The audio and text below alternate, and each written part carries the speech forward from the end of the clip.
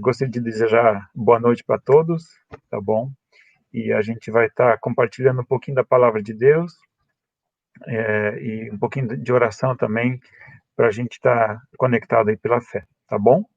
Gente, vamos começar com uma oração, tá bom? Vamos começar buscando a Deus em primeiro lugar, e aí as outras coisas nos serão acrescentadas, né? As outras coisas vão dar certo em nome de Jesus, tá bom? Feche seu olho aí onde você estiver e puder estar me acompanhando em oração nesse momento. Senhor Jesus, muito obrigado por este momento tão especial. Obrigado, Pai querido, que mesmo, Pai querido, que a tua igreja física esteja de portas fechadas, Papai querido, o teu povo, ele está reunido, está de portas abertas, Pai querido, está intercedendo, Pai, e te louvo, te agradeço por poder fazer parte deste corpo que clama, esse corpo que interage, esse corpo que intercede, esse corpo que continua ativo, Papai querido, mesmo que tantas coisas têm nos afastado, Pai querido, um do outro. Pai, em nome de Jesus.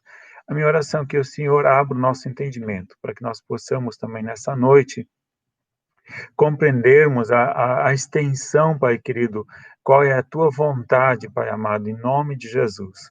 Que o Senhor esteja nos agraciando com a tua graça, com a tua paz, em nome de Jesus. Amém. Amém. Gente, seguinte, ao final a gente vai orar mais um pouco, tá bom? E eu gostaria de estar dando uma certa continuidade. Na verdade, não é bem uma continuidade, mas aqueles que estiveram acompanhando a gente nos últimos cultos de quarta-feira, eu estive falando sobre o rio de vida, né? Daquela visão de Ezequiel, capítulo 47. Então, eu vou estar dando como se fosse uma sequência. Não é bem uma sequência, porque aqueles estudos a gente interrompeu, né? A gente concluiu semana passada, né? Mas eu vou estar abrindo agora uma nova etapa, uma nova ordem aí de algumas palavras, numa certa sequência. Naquele estudo que eu fiz sobre o rio de vida, a gente foi desafiado a estar se aprofundando no rio de Deus, que é como se fosse um rio, Deus estivesse nos conduzindo a um aprofundamento da nossa fé, a estarmos nos aprofundando e experimentando coisas novas da parte de Deus, aquilo que Deus tem preparado para nossas vidas. E numa das ministrações, eu tenho elas anotadas, eu fiz uma analogia de maturidade espiritual, certo? Das 3 idades espirituais, né? As crianças na fé, os jovens e os adultos. Se eu não me engano, foi na terceira ministração que eu falei sobre isso, né? Se você for verificar no canal da CBVN, você vai encontrar essa ministração, tá? Que é Rio de Vida parte 3, né? Rio de Vida parte 3. E naquele momento eu falei um pouquinho sobre as 3 idades espirituais que a gente pode, geralmente a gente consegue se identificar. E eu vou dar uma sequência agora de estudos justamente sobre cada idade espiritual. Então, qual é o propósito de Deus, né? E também identificar um pouquinho igrejas que se identifiquem ou um pouquinho mais com a primeira idade espiritual, a segunda ou a terceira. Algumas características de igrejas que a gente pode identificar de alguma forma que fazem parte de uma primeira maturidade espiritual, uma segunda ou uma terceira. Então, em relação a esse tema, eu já falei para vocês, né, que a ideia foi lançada na ministração número 3, Rio de Vida, né, na parte 3, e hoje eu vou estar começando esse novo tema, que vai falar justamente sobre maturidade espiritual e os diferentes níveis de maturidade espiritual. Já que nós falamos um pouquinho sobre o entrar neste rio, né, e as medidas de profundidade deste rio que vão se aprofundando, e Deus querendo nos levar a experimentarmos uma vida mais abundante em Deus, eu creio que tem muito a ver com é maturidade espiritual. Eu creio que Deus está querendo te levar e nos levar a uma maturidade espiritual mais profunda com Ele. E para falar um pouquinho sobre isso, abrir esse tema, abrir esse assunto, eu pensei justamente falar sobre o que é maturidade espiritual. Para começar, o que é maturidade espiritual?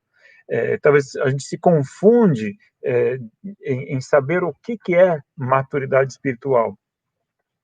E eu coloquei a questão de maturidade espiritual para começar a pensar sobre este tema, esse assunto, sobre o que não é maturidade espiritual. O que não é maturidade espiritual? Então a gente possa confundir. Então eu coloquei alguns itens aqui, o que não seria maturidade espiritual. Estou improvisando aqui, então eu só vou ter que usar aqui os meus espaços, tá bom? Então, o que não seria maturidade espiritual?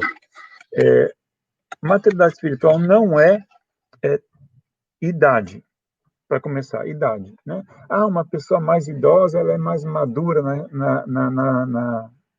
na espiritualidade. Não necessariamente que uma pessoa de mais idade tenha uma maturidade maior. Pode ser, às vezes pode estar relacionado, mas não necessariamente. A quantidade de conhecimento. A pessoa estudou a Bíblia, a pessoa conhece a Bíblia, já leu a Bíblia algumas vezes, então ela é uma pessoa madura espiritualmente. Não necessariamente, né? O muito conhecimento bíblico não significa que a pessoa seja madura espiritualmente. Tá? A gente pode verificar isso através dos fariseus, né? Eles tinham um amplo conhecimento, até Jesus fala em Mateus capítulo 23, versículos 2 e 3, que os fariseus eles tinham muito conhecimento, né? Tudo que eles disserem, façam, mas não ajam conforme suas ações, né? Segundo aquilo que eles faziam. Então, ele fala, porque eles falam, mas não praticam. Então, o muito conhecimento nem sempre é parâmetro para a gente identificar uma pessoa que se ela é ou não madura. Manifestação de dons. Não, a pessoa fala em línguas, a pessoa já teve manifestação de cura, ela já foi usada por Deus por uma palavra de conhecimento, de profecia, então, automaticamente ela é uma pessoa madura espiritualmente. Não. Paulo repreende muito a igreja de Corinto em relação à imaturidade, né? Havia toda sorte de dons ativos nessa igreja, mas Paulo os chama de meninos na fé. Então, a manifestação de dons não necessariamente é um sinal de maturidade. Muito bem, então a gente viu, idade não é sinal de maturidade. Manifestação de dons não é sinal de maturidade. Quantidade de conhecimento, muito conhecimento teológico, não é referencial de maturidade. Outra questão que não é referencial de maturidade é anos de fé. A pessoa já tem dezenas de anos, né? Algumas dezenas de anos de fé, então é aquela pessoa que nasceu na igreja e tal, então ela é uma pessoa madura. Não necessariamente também seja tempo de conversão. Muitas pessoas são muitos anos convertidas, mas espiritualmente não são maduras. Então, o que é maturidade? A maturidade, ela muitas vezes é identificada também em relação a... O que eu ia falar? Em relação a... me fugiu a ideia. A idade nossa, biológica, muitas vezes a gente pode entender a maturidade espiritual comparando ela com a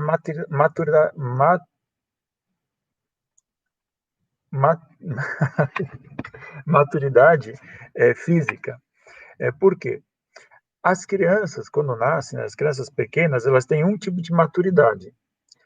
Jovens uma outra, adultos ou pessoas de mais idade outra. Então, conforme a pessoa vai crescendo, ela vai amadurecendo. É o que a gente espera, né? Espera-se que a pessoa vá amadurecendo. E o que acontece? Espiritualmente, muitas vezes, é semelhante. A pessoa, ela nasce de novo, Daqui a pouco a gente vai verificar isso. Então, a pessoa nasce de novo, então ela nasceu no espírito.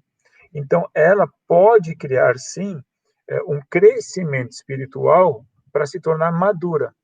Mas para cada idade espiritual, existe uma maturidade espiritual esperada. Assim como da criança, por exemplo, você não pode exigir muito dela.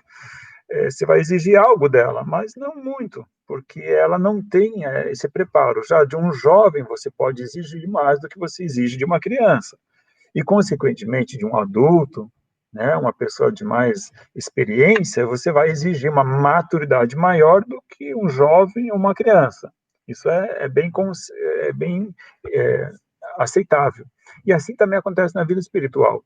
Nós nascemos de novo, certo? Jesus fala com Nicodemos sobre o nascer de novo, né? E Nicodemos fica todo inquieto, mas como é que pode uma criança ou um adulto, já um senhor, entrar no ventre da mãe e nascer de novo? Jesus fala, não, é nascer na água e no espírito, né? Então, nascer no espírito é quando a pessoa aceita Jesus e é novo convertido, né? Nasce de novo, essa ideia.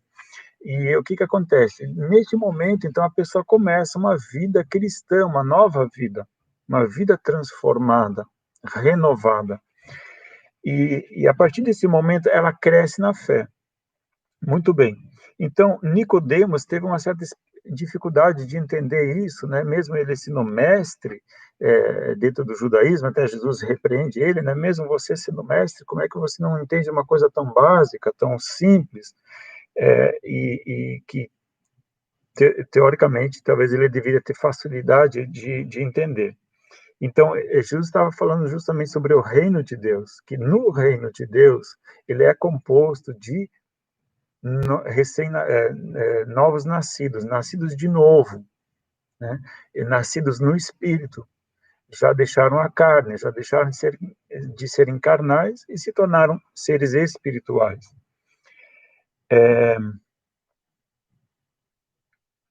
Então, o que é maturidade espiritual?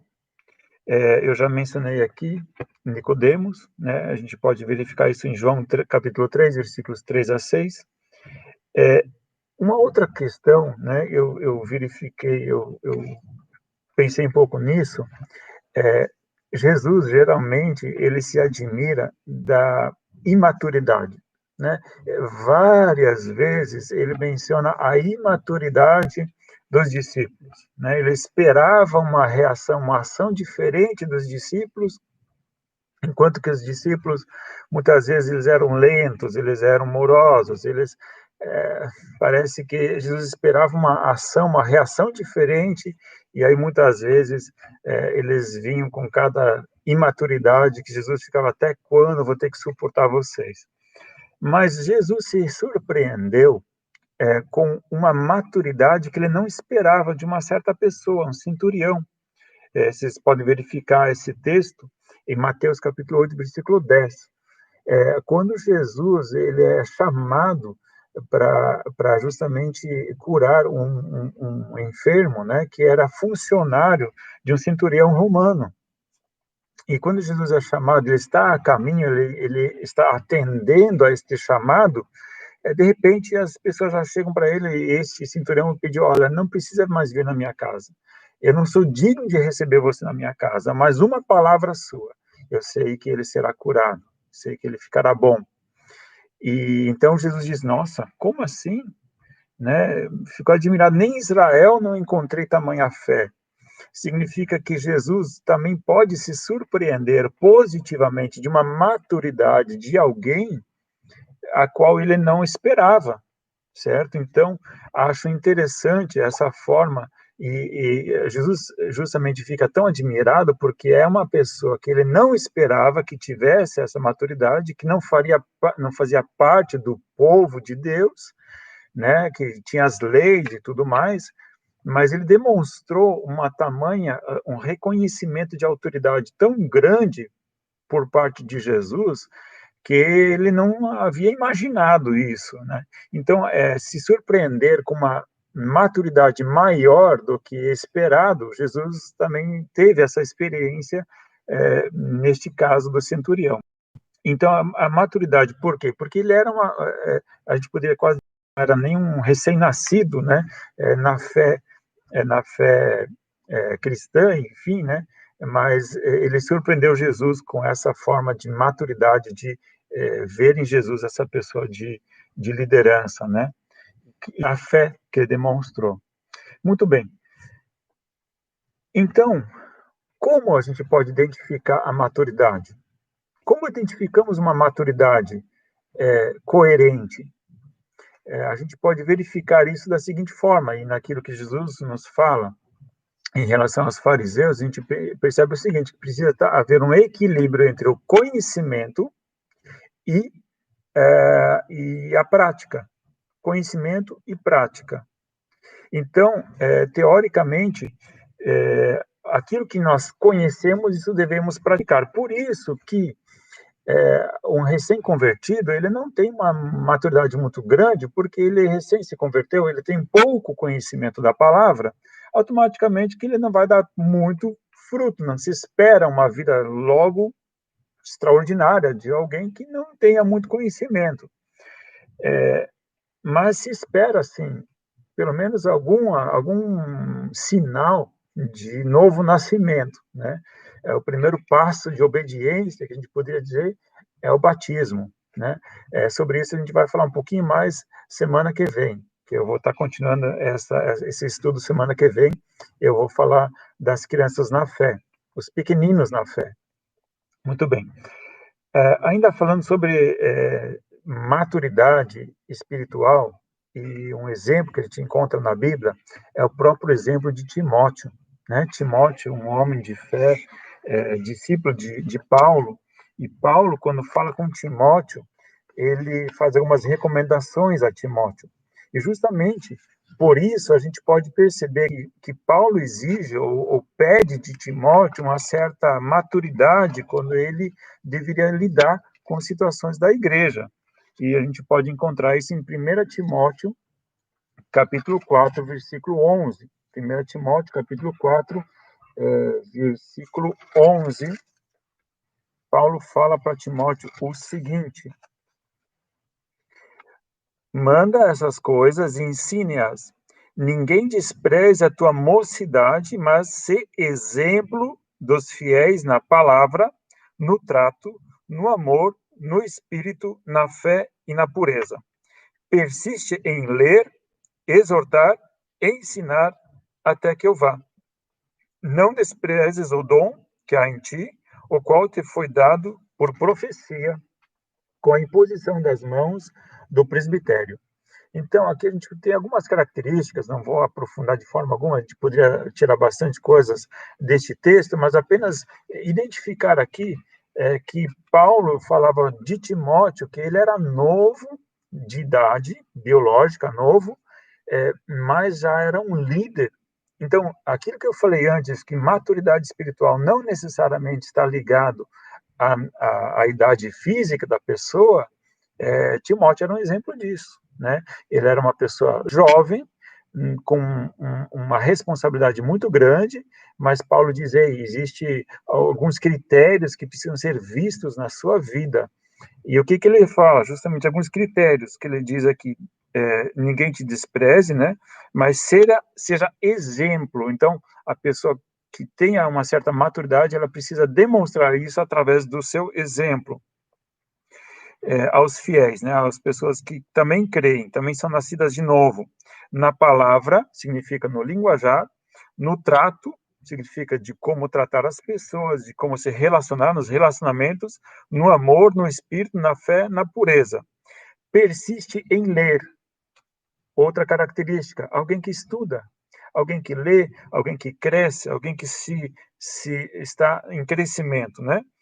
Exortar em ler, exortar e ensinar até que eu vá. Então ele diz, olha, leia, isso para as pessoas, sim, mas claro que para ler ele precisa primeiro se apropriar disso, né? Então leia, estude, ensine, ele primeiro se apropriar disso, né?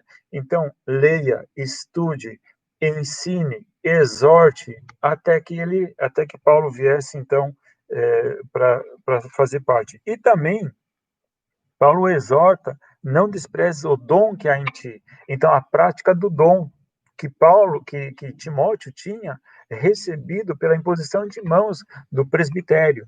Então, o que acontece? Maturidade espiritual tem a ver com o quê? Então, em primeiro lugar, não é idade física, mas sim conhecimento, a prática do conhecimento. Então, estudo, sim, mas sim a prática daquilo que conhece e ser usado por Deus, né? Se deixar usar por Deus também na manifestação dos dons. Então, o dom em si, a gente acabou de ver, que eu falei para vocês, não é sinal de maturidade, certo? Mas a maturidade espiritual vai levar a pessoa a se aprofundar no dom espiritual e usar ele para abençoar outras pessoas. Então, um exemplo de maturidade, a gente poderia usar aí o nosso amigo Timóteo, né, que Paulo justamente está falando nesse texto. Muito bem. Maturidade espiritual tem a ver com,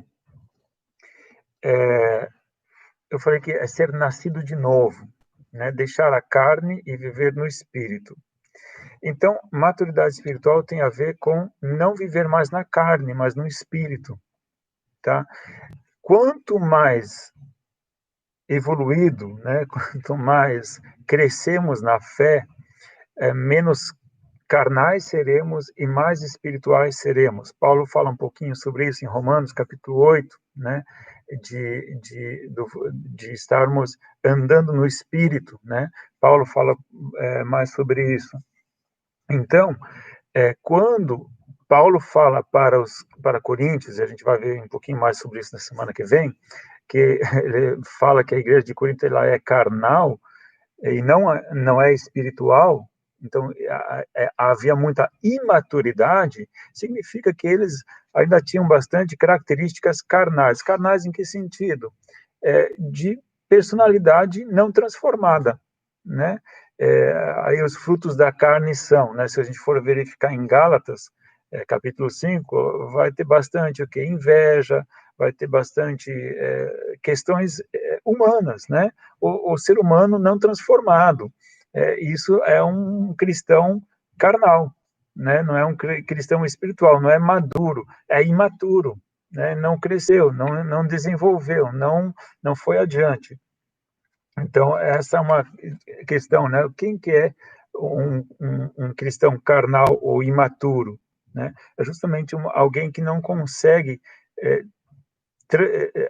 experimentar a graça de Deus pela transformação do seu caráter, né? Não deixa Deus trabalhar no seu caráter. Muito bem. Então, para concluir a ideia do estudo dessa semana, uma abertura sobre o que é maturidade espiritual, e depois, semana que vem, eu quero entrar na maturidade dos filhinhos na fé, das crianças na fé, depois a gente vai falar sobre os jovens na fé, e depois vamos falar dos adultos na fé, ou já os experimentados na fé. E a gente vai identificar cada idade espiritual, né? E nós nos encaixamos em uma dessas idades espirituais. E também, esse estudo, quero falar um pouquinho sobre como a gente vai identificar, talvez, até igrejas. Porque, às vezes, a pessoa começa a congregar numa igreja e parece que chega num ponto que ela não se encaixa mais naquela igreja. Parece que o ensino, toda a doutrina daquela igreja já não é mais aquilo que deveria ser, e você não se encontra mais dentro daquele ensino. Parece que a tua cabeça vai para um lado e a igreja está ensinando um outro. Então, como você identifica uma igreja? Porque as igrejas também têm maturidades espirituais. Tem igrejas menos maduras e outras mais maduras. Por que existe uma diferença de ensino? Tá? Eu vou, em cada estudo de cada idade espiritual dessas, eu vou dar uma pitada um pouquinho sobre como identificamos algumas igrejas que sejam, que vão se preocupar com os pequenos na fé, outras já vão ter um pouco mais embasamento, e vai ter outras igrejas que vão ter uma proposta de fé mais ousada. Então, a gente vai poder identificar um pouquinho isso também aí nas próximas semanas. Hoje é só uma abertura, hoje é só assim, uma introdução sobre este tema, maturidade espiritual. Para fechar essa ideia, eu gostaria de usar, então, como crescemos na maturidade? Falei que a gente deve crescer na maturidade. Como é que alguém cresce na maturidade? Como é que a gente cresce espiritualmente? Como é que uma criança cresce? Como é que uma criança se torna mais madura? A gente poderia relacionar aqui algumas coisas. As experiências que a criança tem, né? As experiências deveria, né? Por quê? Ela cai no chão, ela se machuca, né? Ela faz alguma coisa que dói, então ela vai tentar não fazer mais, para não repetir o mesmo erro, para não sentir a mesma dor. Então, o nível de tentativa e erro, né, tentativa e erro, vão levando a gente a uma certa maturidade, de não repetir mais os mesmos erros. Mais ou menos essa é a ideia. E também o conhecimento. A Bíblia já nos alerta algumas coisas que não são boas, que vão levar a gente para situações complicadas. Então, a Bíblia já nos alerta, dizendo, olha, você quer evitar problemas, então haja desta forma. Então, o conhecimento bíblico ele é muito importante para a maturidade. Falei antes que somente o conhecimento bíblico não é um sinal de maturidade, mas o conhecimento bíblico pode nos levar à maturidade. Isto sim. E eu espero e eu creio em nome de Jesus que você esteja crescendo no conhecimento e na maturidade. Só conhecimento gera legalismo e legalismo gera frustração, né? Não gera algo bom, gera algo triste, gera algo, gera tristeza, na verdade. Então, o que acontece? A maturidade, ela vem através de o quê? Em primeiro lugar, conhecimento. Sim, conhecimento pode te levar para a maturidade. Quanto mais você estudar da palavra, quanto mais você interiorizar a palavra, meditar e tudo mais, isso vai trazer maturidade, certo?